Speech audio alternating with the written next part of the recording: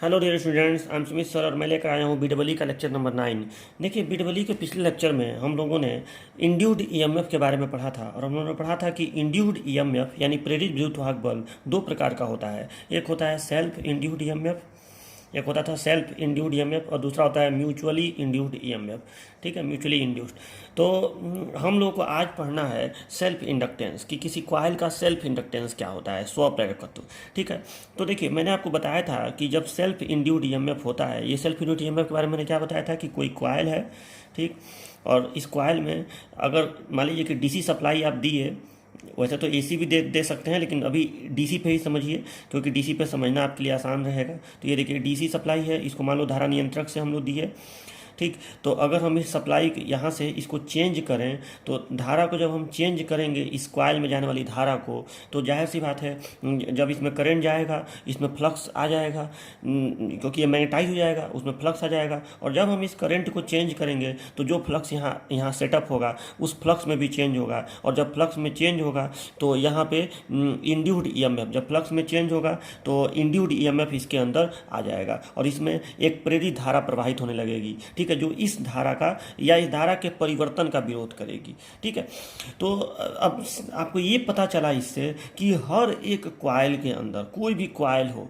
ठीक है, हर एक कॉइल के अंदर एक ऐसा गुण होता है कि अगर आप उसके करंट में चेंज करें तो उस चेंज का विरोध करता है। इस पॉइंट को बहुत ज़्यादा याद रखिएगा, करंट का विरोध नहीं करता है, करंट में चेंज का विरोध करता है। ठीक है, मतलब करंट के मान को घटाने बढ़ाने का काम नहीं करता है, हाँ, करंट के मान में परिवर्तन का विरोध करता है सेल्फ इंडक्टेंस। ठीक है, तो आप इसका डिफिनीशन क्या लिखेंगे, तो लिखिएगा कि किसी कॉइल का वह गुण जिसके कारण वह धारा के परिवर्तन का विरोध करता है उसे सेल्फ इंडक्टेंस कहते हैं। मतलब सेल्फ इंडक्टेंस किसी कॉइल का वह गुण होता है जिसके कारण वह कॉइल धारा में परिवर्तन का विरोध करता है। ठीक है, मतलब ये एक ऐसा गुण है कि अगर आप इसमें करंट का चेंज करने की कोशिश करेंगे तो करंट चेंज नहीं, मतलब ये गुण ऐसा है कि वो विरोध करेगा, चेंज नहीं होने देगा। ठीक है, ये गुण कुछ कुछ जड़त्व की तरह से ही है।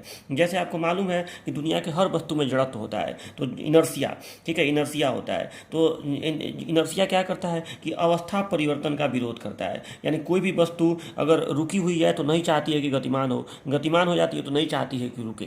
ठीक है, तो अगर ये मेरा पेन है तो ये अपने अवस्था परिवर्तन का विरोध कर रहा है, मैं ऐसे बल लगा रहा हूँ तो ये नहीं चाह रहा है कि हम गतिमान हो, लेकिन मैं बल लगाऊंगा तो गतिमान तो होगा ही होगा। जब मैं एक निश्चित सीमा से अधिक बल लगा दूंगा तो गतिमान तो होगा ही, लेकिन ये अपना वाला काम करेगा, विरोध करने वाला। वही चीज़ यहाँ पे है कि अगर आप यहाँ पे बैटरी लगा देंगे तो धारा तो बहना ही बहना है, लेकिन इंडक्टेंस की वजह से धारा जो है वो धीरे धीरे धीरे धीरे बढ़ेगी। ठीक है, मतलब ये जो इंडक्टेंस है ये धारा को अचानक नहीं बढ़ने देगा, धारा में परिवर्तन का विरोध करेगा। ठीक है, अगर इसके जगह पे कोई ऐसा वस्तु होता जिसमें मान लो फेरा नहीं होता, सिंपल उसमें रेजिस्टेंस होता, ठीक है, मान लो कि कोई कार्बन का रेजिस्टेंस होता है, मतलब जिसमें कॉइल के रूप में नहीं होता, सिंपल ऐसे ऐसे रेजिस्टेंस के रूप में होता है। मान लो कि जैसे जैसे इलेक्ट्रिक बल्ब हो गया तो जाहिर सी बात है उसमें रेजिस्टेंस होता है, इंडक्टेंस नहीं होता है। ठीक है, तो उस चीज़ में अगर आप डीसी सप्लाई प्रवाहित करेंगे, ठीक है, अगर आप डीसी सप्लाई प्रोवाइड करेंगे तो जैसे ही या मान लो आप धारा में परिवर्तन भी करेंगे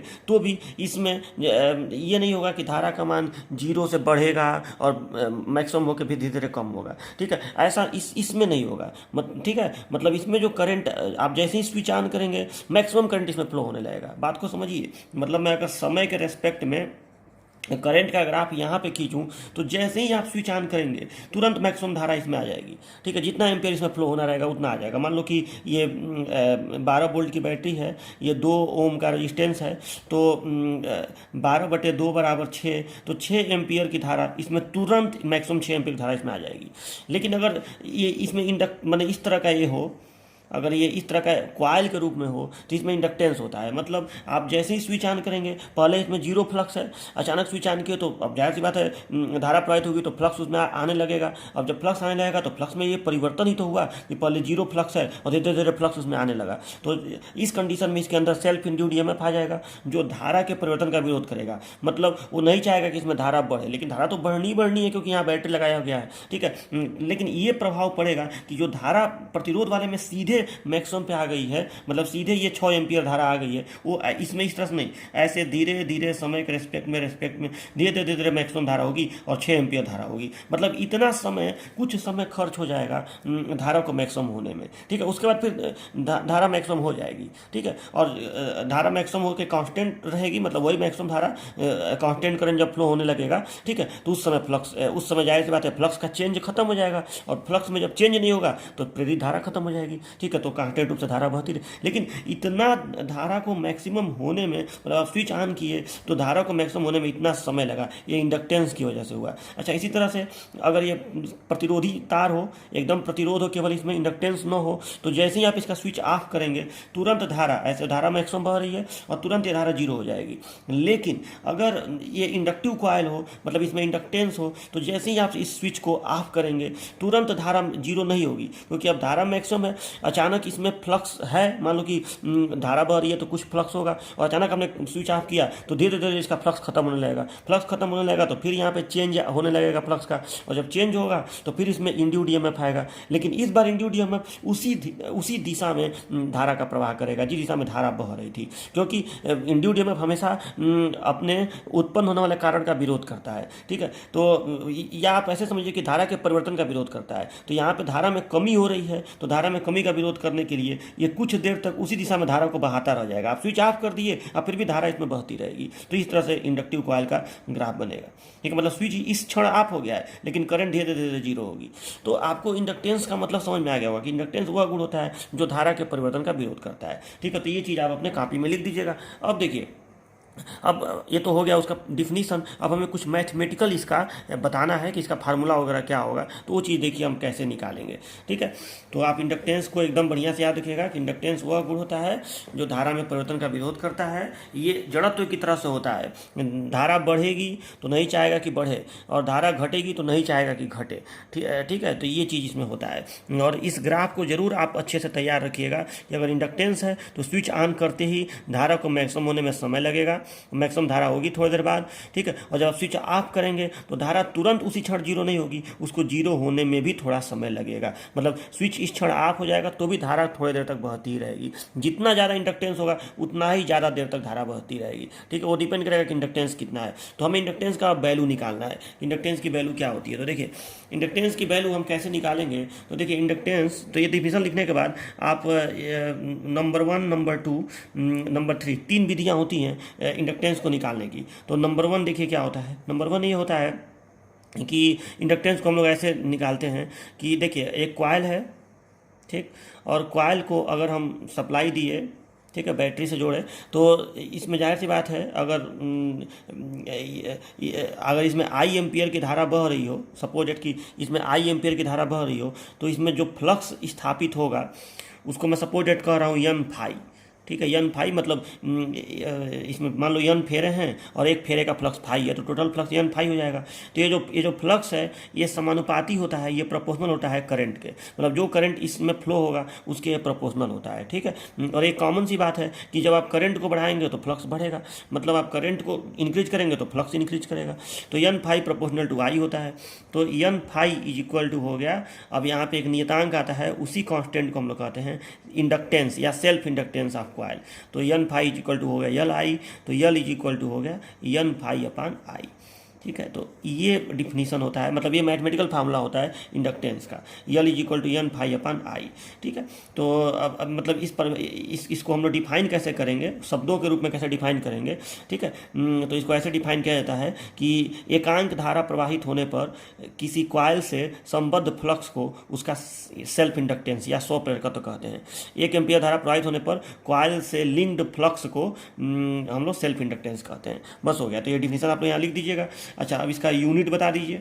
तो यूनिट आपको दिख रहा होगा यहाँ से कि ये फ्लक्स है, तो वेबर पर एम्पियर, वेबर टर्न हो जाएगा, वेबर टर्न हो जाएगा। तो वेबर टर्न पर एम्पियर इसका यूनिट यहाँ से आपको पता चल रहा है, इंडक्टेंस का वेबर टर्न पर एम्पियर, ठीक है। तो इसके और भी यूनिट आपको पता चलेगा, ठीक है। इसका एक यूनिट हेनरी भी होता है, तो वो भी मैं आपको बताऊँगा। इसी वेबर टर्न पर एम्पियर को हम लोग हेनरी भी कहते हैं, ठीक है। इसी को हम लोग हेनरी भी कहते हैं या हेनरी, ठीक है। तो ये हो गया आपका इंडक्टेंस का यूनिट, ठीक है, इसी वेबर टर्न पर एम्पियर को। तो चलिए ये फिगर बनाने की जरूरत नहीं है आपको, बस आप ये डिफिनीशन, तो ये पहला डिफिनीशन हो गया इंडक्टेंस का, ठीक है। तो अब सीधी सी बात है कि अगर कोई कॉइल है और उसमें अगर आप धारा प्रवाहित करा रहे हैं, तो अगर उसमें फ्लक्स ज़्यादा लिंक करेगा तो ज़्यादा सेल्फ इंड्यूस्ड ईएमएफ पैदा होगा, यानी वो करंट में चेंज का ज़्यादा विरोध करेगा, यानी उसका इंडक्टेंस ज़्यादा होगा। इंडक्टेंस धारा में विरोध का गुण होता है, तो ये गुण तभी ज़्यादा होगा जब ये एन फाई ज़्यादा होगा। अब एन फाई ज़्यादा होने के लिए एन ज़्यादा रखना पड़ेगा, ठीक है। यानी किसी कॉइल में अगर फेरा ज़्यादा हो तो समझ लीजिए उसका इंडक्टेंस ज़्यादा आएगा। मतलब आपसे कह दूँ कि एक कॉइल है जिसमें 100 फेरे हैं और एक कॉइल है जिसमें 200 फेरे हैं, तो किसका इंडक्टेंस ज़्यादा होगा? तो सीधी सी बात है कि उस 200 फेरे वाले का इंडक्टेंस ज़्यादा होगा, वो धारा में परिवर्तन का ज़्यादा विरोध करेगा, ठीक है। तो ये हो गया। अब ये पहला डिफिनीशन हो गया। इसको दूसरे तरह से भी डिफाइन करते हैं इंडक्टेंस को, सेल्फ इंडक्टेंस को। तो देखिए एक और इसका डिफिनीशन ये देते हैं कि आप फैराडे का रूल तो जानते हैं कि E इज इक्वल टू होता है -n d phi upon d t, एक ये भी होता है, ठीक है। तो आप लोग अगर इस यन को अंदर भेज दें, क्योंकि आप जानते हैं कि अवकलन होता है तो कांस्टेंट बाहर आ जाता है, तो इसको आप अंदर भी तो भेज सकते हैं। तो E is equal to -d phi upon d t ऐसे लिख सकते हैं, ठीक है, d phi upon d T. और एन फाई बराबर यहाँ देखिए क्या है, एन फाई बराबर यल आई है, तो इसके यहाँ पे यल आई रख दीजिए। तो E is equal to -d यहाँ पे L I upon d t हो जाएगा, ठीक है। और दिस इम्प्लाइज इसको करेंगे तो आ जाएगा, यहाँ यल कांस्टेंट है क्योंकि इंडक्टेंस तो अभी यहाँ बताया हो ना कि वो तो एक नियतांक है, कांस्टेंट है, एक कॉइल के लिए एक ही इंडक्टेंस आएगा, ठीक है। तो यहाँ से यल बाहर आ जाएगा, तो -L/di/dt, ठीक है, ये आ गया। E is equal to -L/di/dt, ठीक है, ये आपका आ गया, एक एक्सप्रेशन आ गया। अब इस एक्सप्रेशन से देखिए कि आपको यल बराबर क्या पता चल रहा है, तो यल बराबर पता चल रहा है -E/di/dt, ठीक है। तो इससे भी आप लोग इंडक्टेंस की परिभाषा दे सकते हैं कि इंडक्टेंस कैसे आप परिभाषित कर सकते हैं कि देखिए di/dt, यानी di/dt क्या है? धारा में परिवर्तन की दर, ठीक है। तो अगर धारा में परिवर्तन की दर एकांक हो, एकांक होने का मतलब कि जैसे कोई कॉइल है और उसमें 1 सेकेंड में आप यहाँ पे रियोस्टेट लगा के, धारा नियंत्रक लगा के, और इसमें धारा में परिवर्तन कर रहे हैं, तो अगर 1 सेकेंड में आप 1 एम्पियर धारा का परिवर्तन करें तो धारा परिवर्तन की दर एकांक हो जाएगी। मतलब मान लो कि अभी 5 एम्पियर धारा बह रही है और आप 5 एम्पियर से 6 एम्पियर 1 सेकेंड में करिए तो धारा परिवर्तन की दर एकांक होगी, सीधी सी बात है। तो मतलब हर 1 सेकेंड में 1 एम्पियर का अगर आप परिवर्तन करें तो जितना परिवर्तन करेंगे तो यहाँ सेल्फ इंड्यूस्ड ईएमएफ आएगा, जितना सेल्फ इंड्यूस्ड ईएमएफ आएगा वही कहलाएगा इंडक्टेंस। मतलब मैथमेटिकली इसको ऐसे हम लोग डिफाइन करते हैं कि सेल्फ इंडक्टेंस यानी किसी कॉइल का स्वप्रेरकत्व उस कॉइल में प्रेरित विद्युत वाहक बल के बराबर होता है जब कॉइल में धारा परिवर्तन की दर एकांक हो। एकदम यही लिखिएगा कि किसी कॉइल में किसी कॉइल का स्वप्रेरकत्व उस कॉइल में प्रेरित विद्युत वाहक बल के बराबर होता है जब उसमें धारा परिवर्तन की दर एकांक हो, ठीक है। मतलब जब rate of change of current unit हो तो उस समय जो सेल्फ इंड्यूस्ड ईएमएफ पैदा होता है वही उस कॉइल का सेल्फ इंडक्टेंस कहलाता है, ठीक है। अब किसी कॉइल में अगर सेल्फ इंड्यूस्ड ईएमएफ ज़्यादा पैदा होगा 1 एम्पियर करंट चेंज करने पर हर सेकंड में, तो उसका सेल्फ इंडक्टेंस ज़्यादा होगा। अब मान लो यहाँ पे 2 कॉइल हैं, एक कॉइल ये है और एक कॉइल मान लो ये है, इसमें ज़्यादा फेरा है, इसमें कम फेरा है, ठीक है। तो अब आप बताइए कि अगर इसमें भी मैं एक सेकंड में 1 एम्पियर धारा का चेंज करूं, इसमें भी 1 सेकंड में 1 एम्पियर धारा का चेंज करूं, तो किसमें ज़्यादा सेल्फ इंड्यूस्ड ईएमएफ आएगा? तो जाहिर सी बात है जिसमें फेरा ज़्यादा होगा उसमें ज़्यादा सेल्फ इंड्यूस्ड ईएमएफ आएगा, ठीक है। तो इसमें ज़्यादा सेल्फ इंड्यूस्ड ईएमएफ आएगा तो इसका इंडक्टेंस सेल्फ इंडक्टेंस ज़्यादा होगा, यानी ये धारा के परिवर्तन का ज़्यादा विरोध करेगा। अब ज़्यादा विरोध करने का मतलब अब आपको समझाया हूँ कि इसमें धारा को मैक्सिमम होने में ज़्यादा समय लगेगा या धारा को मिनिमम होने में ज़्यादा समय लगेगा, ठीक है। ये चीज़ इसमें होता है। तो आपको ये दूसरी परिभाषा होती है L is equal to -E/di/dt। तो ये परिभाषा लिखने के करने के बाद आप इसका डिफिनीशन जो मैं बताया वो लिख दीजिएगा कि किसी कॉइल का सेल्फ इंडक्टेंस उसमें प्रेरित विद्युत वाहक बल के बराबर होता है जब उसमें धारा परिवर्तन की दर एकांक हो। तो एक परिभाषा तो ये हो गया और एक परिभाषा ये हो गया। अच्छा, यहाँ से अभी आप यूनिट देख लीजिए कि यहाँ से यूनिट क्या आएगा।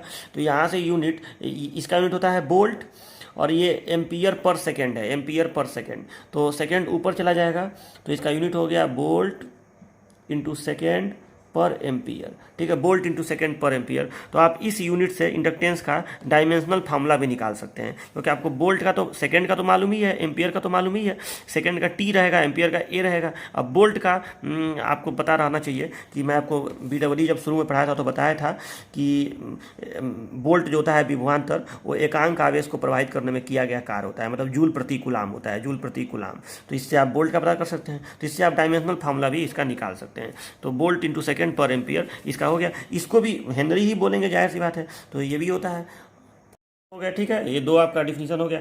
अब देखिए इंडक्टेंस का जो ये वाला डिफिनीशन है N∅/I, ये सिद्धांतिक रूप से तो सही है और ये भी सिद्धांतिक रूप से सही है। जैसे आपका रेजिस्टेंस का डिफिनीशन होता है V/I, तो ये ठीक तो होता ही है, इसे समझ में आ जाता है। लेकिन अगर आपको रेजिस्टेंस रियल में कैलकुलेट करना हो तो इससे कहीं अच्छा ये वाला होता है R=ρL/A, क्योंकि इसमें आपको वोल्टेज देना पड़ेगा, फिर करंट नापना पड़ेगा, फिर भाग देना पड़ेगा। तो यहाँ पे वोल्टेज करंट दोनों देना पड़ेगा। उसी तरह से इंडक्टेंस निकालने के लिए आपको एक कॉइल का इंडक्टेंस निकालना हो तो आपको सबसे पहले उसमें करंट प्रवाहित कराना पड़ेगा, फिर ये देखना पड़ेगा कि कितना फ्लक्स इसमें आ रहा है, उस फ्लक्स को निकाल के करंट से भाग देना पड़ेगा। तो ये सब भारी काम है कि आप करंट दें, फिर फ्लक्स को नापें, फ्लक्स को नापना भी बहुत भारी काम है। तो ये सब चीज़ों में दिक्कत आएगा। फिर वही चीज़ यहाँ पे भी है कि यहाँ पे आप धारा में परिवर्तन करें, फिर धारा में परिवर्तन करें और निकालें कि हाँ कितना उसमें सेल्फ इंड्यूस्ड EMF आया और भाग दें, तो ये भी भारी काम है। तो हमें अब जैसे रेजिस्टेंस वाले में होता था, हमें इस तरह का एक फार्मूला जिसमें न तो फ्लक्स की ज़रूरत हो और न तो हमें इस EMF वगैरह की ज़रूरत हो, हम केवल अगर उस कॉइल का फिजिकल रूपरेखा जाने, जैसे कितना फेरा है, कॉइल की लंबाई कितनी है, अनुप्रस्थ काट कितना है, यही सब जाने तो हमारा निकल जाए कि उसका प्रतिरोध, उसका इंडक्टेंस कितना होगा। तो इसके लिए एक तीसरा तरीका भी बनाया गया है इंडक्टेंस के। पहला तो हो गया L=N∅/I, दूसरा हो गया L=-EdI/dt, और तीसरा एक और तरीका बनाया गया है, वो मैं आपको बता रहा हूँ। तो देखिए इसमें हमको लिखना पड़ेगा, जैसे मान लो एक कॉइल है और हमको इसका इंडक्टेंस निकालना है, ठीक। तो ये कॉइल है, सपोज दैट इस कॉइल का लंबाई L है, ठीक है, और इसमें फेरों की संख्या N है, ठीक है। तो मैं यहाँ लिख रहा हूँ कि लेट, इसमें छोटा सा डेरिवेशन है, N= number of turn in coil, number of turn in coil, और L जो है ये लेंथ ऑफ कॉइल, ठीक है, ये लेंथ ऑफ कॉइल, और ये जो है इसका अनुप्रस्थ काट है, मतलब यहाँ जो छल्ला बन रहा है ऐसे ऐसे, यहाँ छल्ला, तो यहाँ से इसका कुछ अनुप्रस्थ काट होगा ना, यहाँ पे जो छल्ला ऐसे बन रहा है तो उसका अनुप्रस्थ काट है, क्रॉस सेक्शनल एरिया।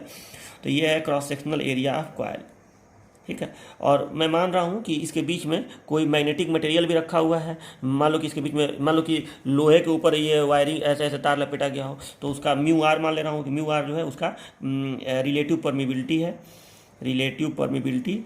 आप उसको कोर बोलते हैं, जिसके ऊपर ये लपेटा गया रहता है कॉइल, उसको कोर बोलते हैं। जरूर नहीं है कि कोर के ऊपर लपेटा गया हो, ऐसे भी हवा में भी लपेटा जा सकता है, तो उस समय μR का मान 1 होगा। तो रिलेटिव परमिबिलिटी ऑफ कोर लिख दे रहा हूँ, जिस पे लपेटा गया उसको कोर बोलते हैं। तो अब देखिए, तो अब आप जानते हैं क्योंकि फ्लक्स = जब आप इसमें धारा का प्रवाह करेंगे इस कॉइल में, तो इसमें जो फ्लक्स सेटअप होगा, उस फ्लक्स को सेटअप करने के लिए आपको मालूम है कि MMF चाहिए। तो फ्लक्स MMF/रिलक्टेंस होता है, इतना तो आप पढ़े ही हुए हैं कि फ्लक्स MMF/रिलक्टेंस, ठीक है, फ्लक्स MMF/रिलक्टेंस, ठीक है। तो φ MMF का मान क्या होगा, अगर N इसमें फेरा है और I एम्पियर की धारा इसमें बह रही हो तो MMF N×I होगा, वही नहीं इसमें फ्लक्स की स्थापना करेगा। तो φ हो जाएगा NI/रिलक्टेंस। और रिलक्टेंस का सूत्र क्या होता है, किसी कॉइल का रिलक्टेंस कैसे निकालते हैं, तो रिलक्टेंस का सूत्र मैं आपको बता चुका हूँ, L/μ0μRA। आपको ये बताया था ना मैं, L/μ0μRA, जहाँ पे L कॉइल की लंबाई है। अच्छा, इसको कैपिटल L लिखा हूँ, चलो स्मॉल L कर दो इसको, या कैपिटल L ही रहने दीजिए, उससे कोई फर्क नहीं पड़ता, आप कैपिटल लेके जाएँ स्मॉल।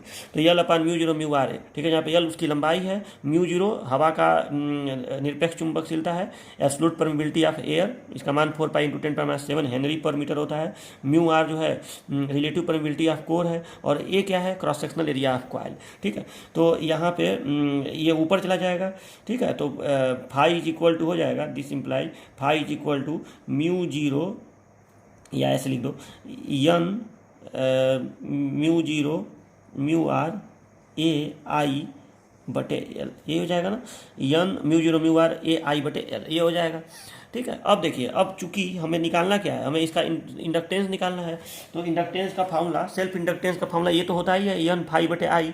तो देखिए फ्लक्स आया इतना, अब सेल्फ इंडक्टेंस निकालेंगे। तो सेल्फ इंडक्टेंस का फार्मूला क्या है, L=N∅/I, ठीक है, एन फाई बटे आई इसका फॉर्मूला है। तो this imply L is equal to N phi, यानी एन इंटू, और फाई की जगह पे ये पूरा लिखा जाएगा, तो N into N mu zero mu R A I बटे एल। अच्छा, इसको ना स्मॉल ही एल रन दीजिए, क्योंकि ये कैपिटल एल डिस्टर्ब करेगा, क्योंकि कैपिटल एल तो इंडक्टेंस के लिए दिखाते हैं ना, तो इसको स्मॉल एल ही रहने दीजिए, ठीक है। तो ये स्मॉल एल रहेगा तभी सही है। चलो, तो ये हो गया L is equal to N into N mu zero mu R A I बटे एल। चलो, ये हो गया। तो this implies L is equal to आया, देखो एन स्क्वायर हो गया, N square mu zero mu R A I upon L, इतना हेनरी, इतना हेनरी। हेनरी को कैपिटल एस से दिखाते हैं, तो इतना हेनरी। तो देखिए ये फार्मूला आप ध्यान से देखिए, तो इस फार्मूले में कहीं भी आपको इस फार्मूले को आप ध्यान से देखिए तो अच्छा, ये आई तो कट जाएगा ना, ये आई तो कट जाएगा जब आप L is equal to N phi upon I करेंगे, तो N into N mu zero mu R A I बटे यहाँ पे आई हो जाएगा ना, ठीक है, समझ रहे हैं ना, एन फाई बटे आई। तो L is equal to N into ये चीज़ फाई है, ठीक है, ये चीज़ फाई है, इतना बटे आई करेंगे तो आई से आई कैंसिल हो जाएगा, तो क्या है N square mu zero mu R A बटे एल, ठीक है। तो इस फार्मूला को ध्यान से आप देखिए, तो इस फार्मूला में कहीं भी करंट वगैरह की जरूरत नहीं है। क्या, किस चीज़ की जरूरत है, तो आपको इस कॉइल का फेरों की संख्या पता होनी चाहिए। देखिए फेरों की संख्या पता रहेगी, फिर आपको म्यू जीरो तो कांस्टेंट होता है, म्यू आर जिस पे लपेटा गया है उसका परमिबिलिटी पता होना चाहिए, ए मतलब अनुप्रस्थ काट का एरिया पता होना चाहिए, और लंबाई पता होनी चाहिए। तो खाली आपको फिजिकल चीज़ें पता हैं जिसको आप नाप जोख सकते हैं, तो आपका यल निकल जाएगा। तो ये भी फार्मूला काफ़ी अच्छा फार्मूला हो गया। तो ये तीनों फार्मूला आप रट लीजिए, एक है L is equal to N phi बटे आई, एक है L is equal to minus E d I बटे डी टी, ठीक है। यहाँ माइनस न भी लगाएं तो चलेगा, क्योंकि माइनस केवल ये बताता है कि जो सेल्फ इंड्यूड ईएमएफ है वो धारा में परिवर्तन का विरोध करता है, ठीक है, ये बस ये बताएगा।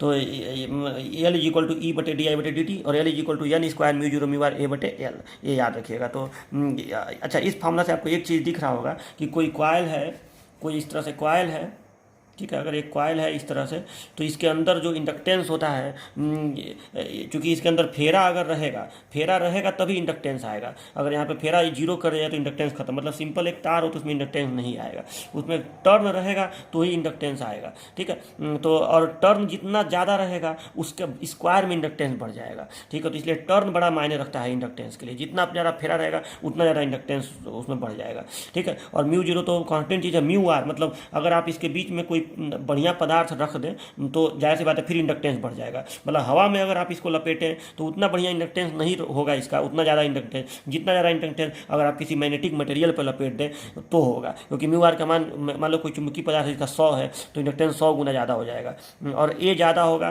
तो भी ज़्यादा होगा, लंबाई ज़्यादा होगा तो इंडक्टेंस कम होगा। ये सब चीज़ें याद रखिएगा, ठीक है। तो ये होता है आपका इंडक्टेंस का फार्मूला। तो देखिए अब इंडक्टेंस में आपको एक चीज़ दिख रहा होगा कि फेरा बड़ा मायने रखता है, इसीलिए इसका जो सिंबल है इंडक्टेंस का हम लोग ऐसे बनाते हैं कि इसका सिंबल ऐसे बनाते हैं, इस तरह से ऐसे ऐसे, जैसे प्रतिरोध का सिंबल ऐसे ऐसे होता है तो इंडक्टेंस का सिंबल एकदम कॉइल के रूप में ही ऐसे ऐसे हम लोग कर देते हैं, ऐसे करके ऐसे, ठीक है, ऐसे, और इसके ऊपर एल लिख देंगे, मतलब जैसे रेजिस्टेंस ऐसे लिख के और यहाँ लिखते हैं ना आर बराबर इतना ओम, वैसे ही इंडक्टेंस का सिंबल ये होगा, ऐसे करके लिखेंगे आर बराबर एल बराबर इतना हेनरी, ठीक है, हेनरी में इसको व्यक्त करेंगे इतना हेनरी, ठीक है। तो ये हो गया एल, और इसको बोलेंगे क्या, इसको इंडक्टर बोलेंगे। देखिए इंडक्टेंस जिस चीज़ में होता है उसको इंडक्टर बोलते हैं, ठीक है, इंडक्टर, ठीक है। तो वही जो कॉइल है वही इंडक्टर है, यही समझिए कि कॉइल है वही इंडक्टर है। तो अगर मैं कभी इंडक्टर वर्ड यूज करूँ कि देखो यहाँ पे इंडक्टर लगा हुआ है तो आप समझ लीजिएगा इंडक्टर का मतलब तारों का फेरा, ठीक है, और क्योंकि उसमें इंडक्टेंस होता है, इंडक्टेंस माने सेल्फ इंडक्टेंस होता है, और जितना ज़्यादा सेल्फ इंडक्टेंस होगा उतना ही ज़्यादा वो धारा में परिवर्तन का विरोध करेगा, यानी धारा को सेटअप नहीं होने देगा आसानी से, ठीक है। धारा को मैक्सिमम होने में समय लगेगा, धारा को मिनिमम होने में समय लगेगा, ये चीज़ होता है इंडक्टेंस। अच्छा एक बात और बढ़िया से समझ लीजिए कि इंडक्टेंस सिर्फ तभी तक होता है जब धारा में परिवर्तन हो। देखो ये धारा में परिवर्तन का विरोध करता है, तो अगर कोई धारा में परिवर्तन करबे ना करे, मान लो कि हम इसको डीसी सप्लाई पे जोड़ दिए, तो डीसी सप्लाई जब स्विच ऑन करेंगे, हम इस सप्लाई का जब स्विच ऑन करेंगे तब ये इंडक्टेंस की प्रॉपर्टी शो करेगा, क्योंकि जब स्विच ऑन होता है तो इसमें पहले धारा जीरो है और धारा धीरे धीरे बढ़ेगी, तो उस समय धारा में परिवर्तन होता है तो इसमें इंडक्टेंस आ जाएगा। लेकिन एक बार धारा कांस्टेंट इसमें बहने लगी तो इंडक्टेंस खत्म हो जाएगा, मतलब तब उस समय इसका इंडक्टेंस कोई असर नहीं डालेगा, ठीक है। तो याद रखिएगा अगर एक तार है अगर एक तार है उसको मैं ऐसे ऐसे लपेट दूं तो इसमें इंडक्टेंस की प्रॉपर्टी सिर्फ तभी आएगी जब धारा में परिवर्तन हो, क्योंकि इसको धारा में परिवर्तन का विरोध करना है। धारा में परिवर्तन होगा तभी सेल्फ इंड्यूस्ड ईएमएफ पैदा होगा। ठीक है, इसीलिए सच पूछिए तो डीसी सप्लाई पर स्विच ऑन करते समय और स्विच ऑफ करते समय इंडक्टेंस की प्रॉपर्टी शो होती है, लेकिन बाद में नॉर्मल अवस्था में अगर डीसी सप्लाई किसी तार में बह रहा है तो उसमें इंडक्टेंस कोई प्रभाव नहीं डालता है। ये सिंपल एक तार के रूप में बिहेव करेगा, सिंपल एक तार के रूप में। मतलब डीसी के लिए इसका इंडक्टेंस कोई मायने नहीं रखता है, केवल तब मायने रखता है जब आप स्विच ऑन करेंगे ऑफ करेंगे। लेकिन एसी सप्लाई जो है वो हमेशा घटती बढ़ती रहती है। डीसी सप्लाई को तो अगर आपको परिवर्तित कराना है तो आपको बाहर से रेजिस्टेंस लगा के परिवर्तित कराना पड़ेगा, लेकिन एसी सप्लाई ऐसी सप्लाई होती है जो अपने आप परिवर्तित होती रहती है। ये एसी सप्लाई का सिंबल होता है, ये अपने आप घटता बढ़ता रहता है। तो इसीलिए जब एसी सप्लाई पर हम किसी कॉइल को यूज करते हैं इंडक्टर को, तो उसका इंडक्टेंस हमेशा उसमें मौजूद ही रहता है, हमेशा ये इस पे प्रभाव डालता है, हमेशा इसका इंडक्टेंस अस्तित्व में रहेगा। ठीक है, जबकि आप डीसी पे यूज करेंगे तो केवल स्विच ऑन करते समय ऑफ करते समय, बाकी समय इंडक्टेंस से कोई मतलब ही नहीं है, बाकी समय वो सिंपल तार के रूप में बिहेव करेगा। ठीक है, क्योंकि धारा में परिवर्तन नहीं होगा, धारा एक बार कांस्टेंट होकर मैक्सिमम हो गया फिर कांस्टेंट हो जाएगी, तो कांस्टेंट धारा हो गई तो फिर ये सिंपल वायर हो गया। मतलब उस समय इस वायर का जो रेजिस्टेंस होगा सिर्फ वही डीसी सप्लाई के लिए अस्तित्व में रहेगा। इंडक्टेंस इसका जीरो हो जाएगा उस समय, कोई इंडक्टेंस, क्योंकि इंडक्टेंस सिर्फ तभी अस्तित्व में आता है जब धारा में परिवर्तन होता है। मतलब ये जो मैं निकाल रहा हूँ, अब आप ये मत समझिए कि कोई कॉइल है तो उसके अंदर इंडक्टेंस तो है, लेकिन वो शो तभी होगा जब धारा में जो धारा आप उसको दे रहे हैं उसमें परिवर्तन करेंगे, क्योंकि उसको परिवर्तन का विरोध करना है। ठीक है, तो ये सारी बातें होती हैं सेल्फ इंडक्टेंस की। ओके, हेडिंग था सेल्फ इंडक्टेंस, इसको आप मोस्ट इंपॉर्टेंट कर लीजिएगा, ये एग्जाम में आता है। ठीक है, ये मैं लिखना भूल गया हूँ, तो इसको आप मोस्ट इंपॉर्टेंट कर लीजिएगा। अब देखिए दूसरा हेडिंग आपका रहेगा आज का म्यूचुअल इंडक्टेंस। ठीक है, तो म्यूचुअल इंडक्शन में आपको बताया था कि what is mutually induced EMF आपको बताया था, म्यूचुअली इंड्यूस्ड ईएमएफ। ठीक है, अच्छा एक चीज़ और बता दूं आपको कि ये जो म्यूचुअली इंड्यूस्ड ईएमएफ है और सेल्फ इंड्यूस्ड ईएमएफ है, इसको प्रेरित होने की जो घटना होती है, मतलब आपको मालूम है कि जब दो कॉइल पास में रखे होते हैं तो म्यूचुअली इंड्यूस्ड ईएमएफ पैदा होता है सेकंड वाले में। तो ये जो घटना है म्यूचुअली इंड्यूस्ड ईएमएफ पैदा होने की, इस घटना को हम लोग कहते हैं म्यूचुअल इंडक्शन। म्यूचुअल इंडक्शन इस घटना को, और सेल्फ इंड्यूस्ड ईएमएफ जो पैदा होने की घटना है, ठीक है, या इस फेनामेना को हम लोग कहते हैं सेल्फ इंडक्शन। तो ये भी याद रखिएगा कि ये मतलब इस घटना को सेल्फ इंडक्शन, माने एग्जाम वालों पूछे व्हाट इज म्यूचुअल इंडक्शन, तो जो चीज़ आप इसमें लिखे हुए हैं वही चीज़ आप इसमें लिखिएगा। आप पूछे व्हाट इज सेल्फ इंडक्शन, स्वप्रेरण से आप क्या समझते हैं, स्वप्रेरण और अन्योन प्रेरण, तो जो आप स्वप्रेरित ईएमएफ में लिखे हुए हैं वही इसमें लिखिएगा। ठीक है, तो ये तीन वर्ड होते हैं, एक self induced EMF, self induction और सेल्फ इंडक्टेंस, ये सब अलग अलग वर्ड हैं। ठीक है, और mutually induced EMF, mutual induction, mutual inductance, तो ये घटना का नाम है, ये पैदा होता है और ये उसकी प्रॉपर्टी का नाम है, जो कॉइल होगा उसकी प्रॉपर्टी म्यूचुअल इंडक्टेंस। ठीक है, तो अब देखिए म्यूचुअल इंडक्टेंस को कैसे हम लोग निकालेंगे। तो इसके लिए दो कॉइल होना चाहिए। ठीक है, एक कॉइल मान लो यहाँ पे हो और एक कॉइल यहाँ पे हो, मान लो इसमें फेरा N1 है और इसमें फेरा N2 है। ठीक है, तो और मान लो कि इसमें φ1 फ्लक्स पैदा हो रहा है, इसमें सपोर्टेड φ1 फ्लक्स पैदा हो रहा है, और ये जब φ1 फ्लक्स पैदा हो रहा है सपोर्टेड I1 धारा से, मान लो I1 धारा है जिससे ये φ1 फ्लक्स पैदा हो रहा है, और जब ये फ्लक्स पैदा होगा तो इसका कुछ फ्लक्स मान लो यहाँ पहुँच रहा है। ठीक है, तो हो गया φ2 फ्लक्स। ठीक है, मान लो कि इसका पूरा फ्लक्स तो उसमें पहुँचेगा नहीं, कुछ फ्लक्स पहुँच रहा है, उसको मैं φ2 लिख रहा हूँ, और इसमें धारा प्रेरित हो जाएगी। जब इस फ्लक्स में चेंज होगा तो इसमें धारा प्रेरित धारा बहने लगेगी। तो अब देखिए, अब हम लोग कैसे इसको लिख सकते हैं कि यहाँ जो फ्लक्स लिंक हो रहा है, तो यहाँ एक फेरे में फ्लक्स लिंक हो रहा है φ2, तो टोटल फ्लक्स कितना लिंक होगा N2 φ2 लिख सकते हैं, चूँकि N2 φ2 जो है ये सेकेंड कॉइल में जो फ्लक्स लिंक होगा वो N2 φ2 कहलाएगा। इसमें फेरा मान लो N2 है और फ्लक्स पहुंचा φ2, तो ये प्रोपोर्शनल टू होगा इस करंट के, यानी I1 करंट के। याद रखिएगा, मतलब पहले कुछ, चूंकि फ्लक्स को पैदा कौन कर रहा है, इसमें तो प्रेरित धारा न बहेगी, फ्लक्स को पैदा कौन करेगा, तो ये I1 जो करंट इस फर्स्ट कॉइल में बहेगा। ठीक है, तो N2 φ2 जो इसमें लिंक हो रहा है सेकंड कॉइल में, वो ज़्यादा होगा जब I1 ज़्यादा होगा, वो कम होगा जब I1 कम होगा। तो यहाँ पे जब हम इसको इक्वल करेंगे तो जो कांस्टेंट आएगा उसी को हम कहते हैं म्यूचुअल इंडक्टेंस। तो यम I1 यहाँ पे हो गया, इसको यम से रिप्रेजेंट करते हैं, तो यम का डिफिनीसन हो गया कि M is equal to N2 φ2 upon I1। ठीक है, तो ये हो गया, और इसका भी मात्रक यूनिट हेनरी ही होता है, वेबर टर्न पर एम्पियर, जिसे हम लोग हेनरी भी कहते हैं। ठीक है, तो इसका भी मात्रक वेबर टर्न पर एम्पियर, और इसे भी हम लोग या हेनरी इसको बोलते हैं। कैपिटल एच से लिखाते हैं, ठीक है। तो ये हो गया। अब इसको डिफाइन कैसे करेंगे, तो आप लिखेंगे कि फर्स्ट कॉइल में एकांक धारा प्रवाहित होने पर, 1 एम्पियर धारा प्रवाहित होने पर सेकेंड कॉइल में लिंक्ड फ्लक्स को या ग्रंथित फ्लक्स को हम लोग म्यूचुअल इंडक्टेंस कहते हैं। फिर से एक बार, फर्स्ट कॉइल में 1 एम्पियर धारा प्रवाहित होने पर सेकेंड कॉइल में ग्रंथित फ्लक्स को या संबद्ध फ्लक्स को म्यूचुअल इंडक्टेंस कहते हैं। हो गया ये। तो ये फर्स्ट डिफिनीशन हो गया इसका। 3 तरह से डिफाइन करते हैं, बताया हूँ ना, ये फिगर बनाने की जरूरत नहीं है यहाँ पे, ठीक है। चलो अब दूसरा डिफिनीशन देखिए। तो दूसरा डिफिनीशन जैसे सेल्फ इंडक्टेंस में था वैसे इसमें भी रहेगा कि आप लिख सकते हैं कि फैराडे के सेकेंड लॉ से E = -m d∅/dt, ठीक है। और अब यहाँ पे ध्यान से देखिए कि यहाँ पे मान लो कि ये फर्स्ट कॉइल है और मान लो ये सेकेंड कॉइल है, इसमें फेरा N1 है, इसमें फेरा N2 है, इसमें फ्लक्स ∅1 है, इसमें फ्लक्स पहुंचा ∅2, ठीक है। तो सेल्फ इंड्यूस्ड ईएमएफ तो इसमें ना, म्यूचुअली इंड्यूस्ड ईएमएफ जो है वो तो इसमें ना पैदा हो रहा है, मतलब हम इसके ईएमएफ की बात कर रहे हैं, ठीक है। इसमें जो ईएमएफ पैदा हो रहा है, सेल्फ वाले की बात यहाँ मत करो कि जो इसके अंदर पैदा होगा उसको छोड़ दो। जब हम म्यूचुअल की बात कर रहे हैं तो हम ईएमएफ इसका देखेंगे।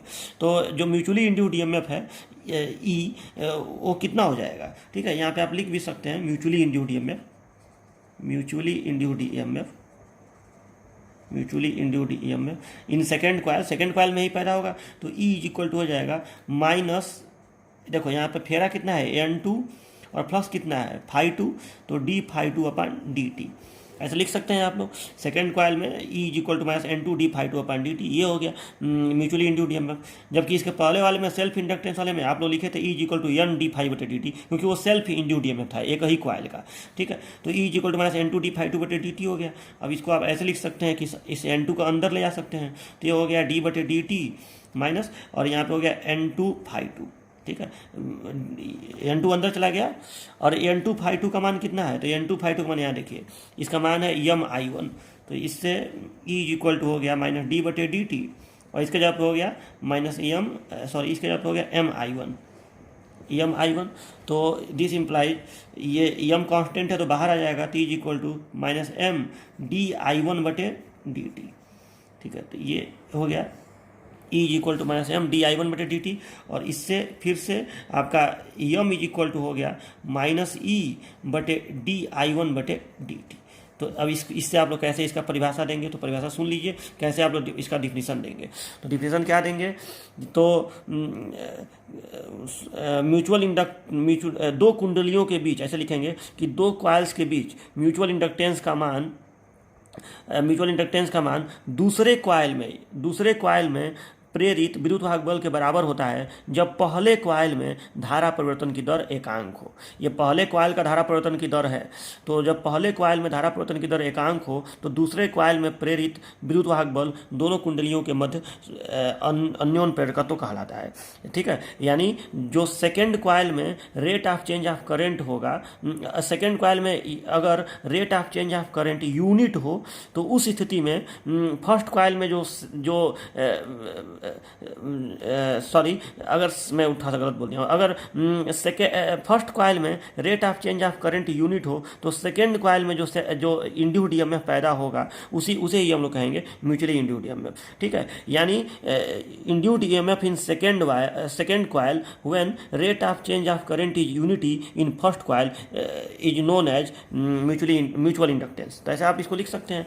तो ये हो गया, इसका डिफिनीशन यहाँ पे ऐसे लिख दीजिएगा और मात्रक लिखने की यहाँ जरूरत नहीं है, ठीक है। वोल्ट × सेकेंड पर एम्पियर इसका होगा, उसको भी हेनरी ही बोलते हैं। तो ये हो गया म्यूचुअली इंड्यूस्ड ईएमएफ। अब हम एक थर्ड डिफिनीशन भी देंगे, क्योंकि आपको मालूम है कि इस डिफिनीशन से और इस डिफिनीशन से हमें फ्लक्स की आवश्यकता पड़ेगी, इसमें वोल्टेज की आवश्यकता पड़ेगी ईएमएफ की।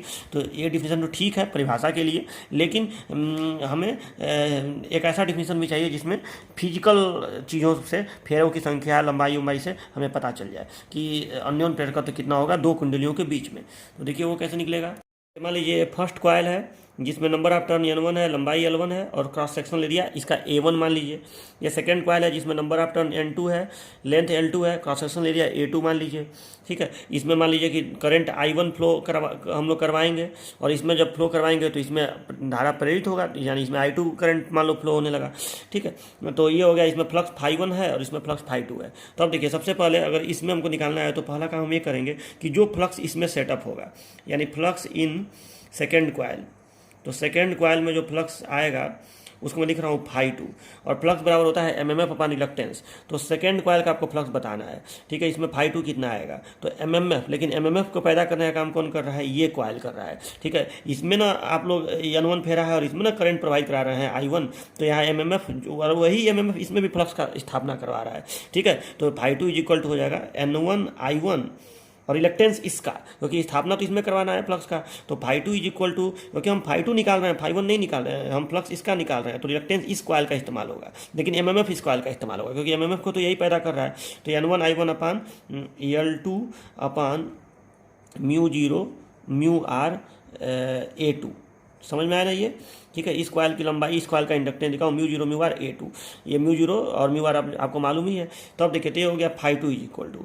अब हमें बताना है कि म्यूचुअल इंडक्टेंस कितना होगा। तो हम जानते हैं कि चूंकि mutual inductance M is equal to आपका होता है, मैं अभी आपको फॉर्मूला बताया था यहाँ पे, देखिए यम इज इक्वल टू दो कुंडलियों के mutual inductance N2 phi to बटे I1, ठीक है।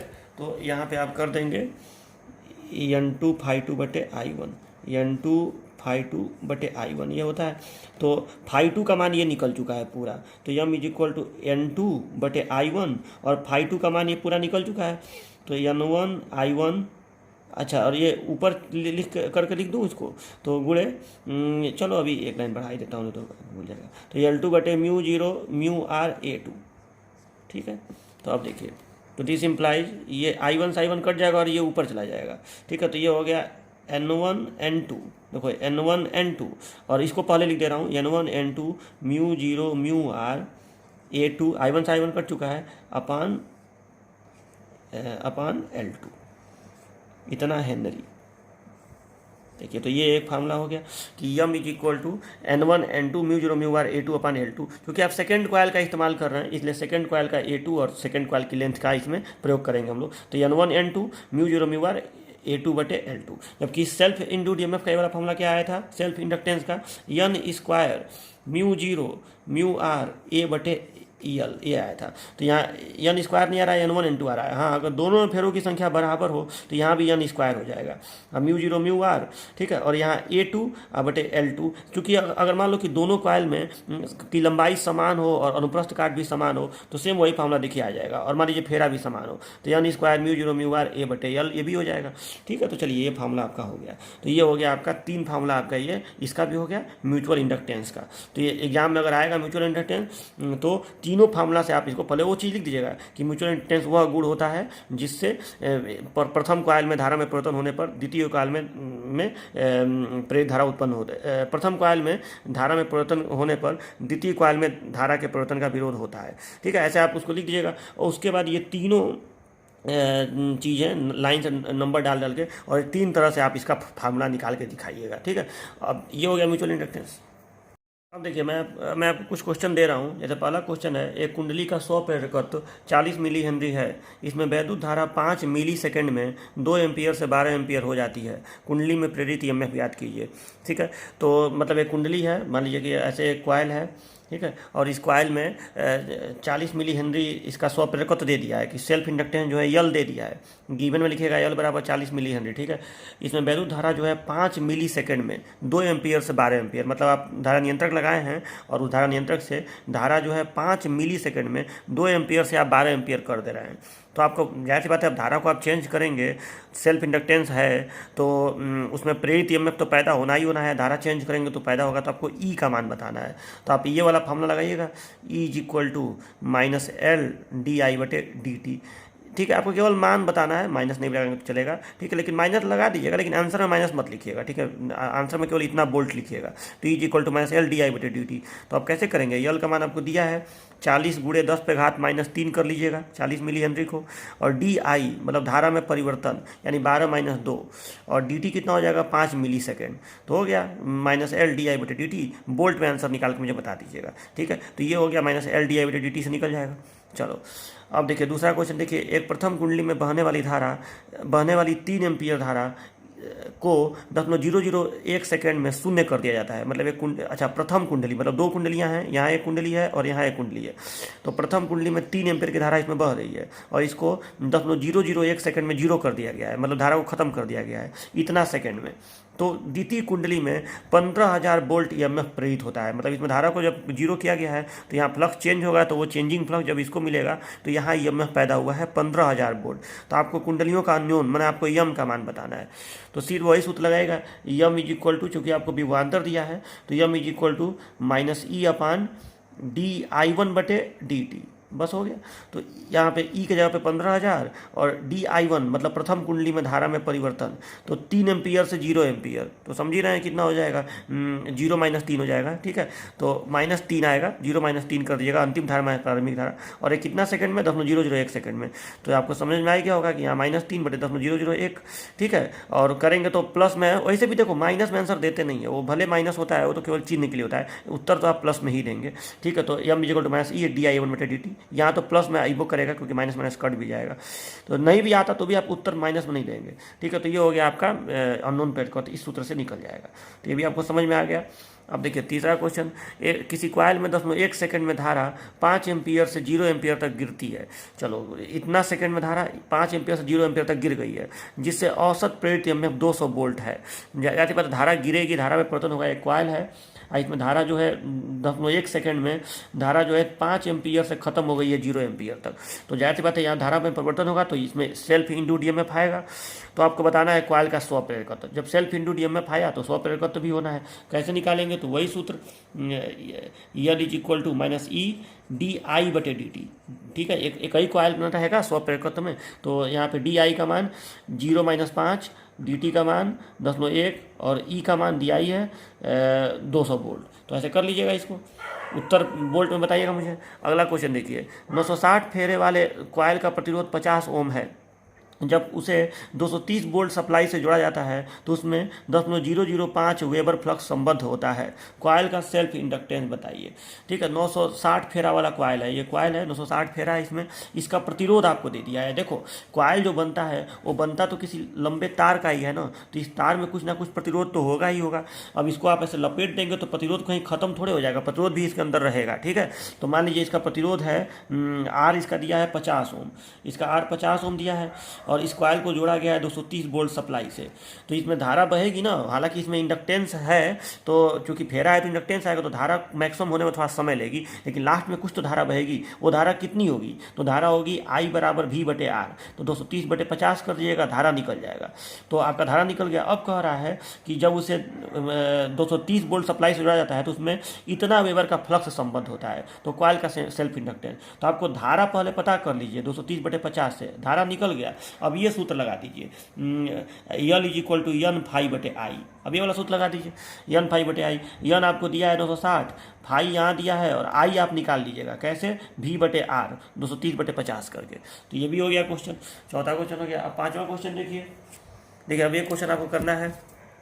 देखिए 400 फेरे वाले प्रणालिका की लंबाई 10 सेंटीमीटर तथा cross sectional area 2 centimetre square है, उसका सेल्फ इंडक्टेंस बताइए। एक परिनालिका है, उसका आपको 400 फेरा बता दिया है, उसकी लंबाई बता दिया है, अनुप्रस्थ काट बता दिया है और सेल्फ इंडक्टेंस बताना है, म्यू आर 800 दिया है। तो जाहिर सी बात है यल बताना है, तो यहाँ पे धारा वगैरह तो दिया नहीं है, ना तो धारा दिया है, ना तो फ्लक्स दिया है, ना तो प्रेरित विद्युत वाहक बल दिया है। तो अब एक ही फार्मूला इस्तेमाल होगा, L is equal to N square mu zero mu R A बटे यल।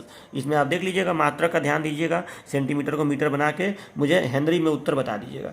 चलिए तो ये हो गया आपका। अब क्वेश्चन नंबर 6 देखिए, लास्ट क्वेश्चन।